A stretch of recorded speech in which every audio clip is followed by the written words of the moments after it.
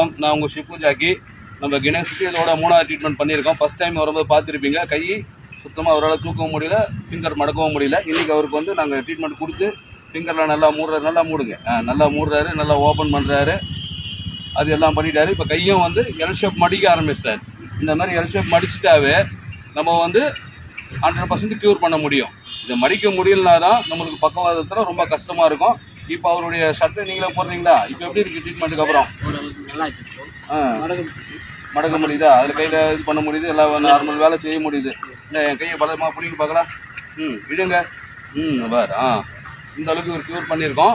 நல்லா கையும் நல்லா பலமாகிடுச்சு. நல்ல ஒரு தேறி இருக்காரு. நெக்ஸ்ட் ட்ரீட்மெண்ட்டு ஒரு 100% குணமாகிடுவார். நல்லா கையை நீங்கள் மேலே தூக்குங்க. அதுதான் பாருங்கள், இந்த எல் ஷேப்பு எல்லாம் பண்ணியிருக்கு. இதனுடைய மெயின் என்னடானா ஒருவருக்கும் ஒரு ட்ரீட்மெண்ட் இருக்குது. இவங்களுக்கு படிப்படியாக நாங்கள் ட்ரீட்மெண்ட் கொடுத்து அவருக்கு வர்ம வைத்தியம் மூலிமா இப்போ 100% கைங்க நேராக இருக்குது. கை நேராக வைக்கிறாரு, கையை மடக்கிறாரு. மடக்குங்க. இந்த அளவுக்கு மடக்கிறாரு.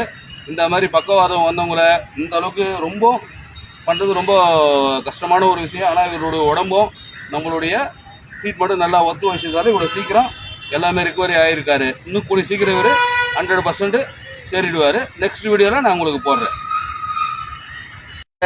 மருந்து இல்லை, மாத்திரை இல்லை, வர்மம் மட்டுமே.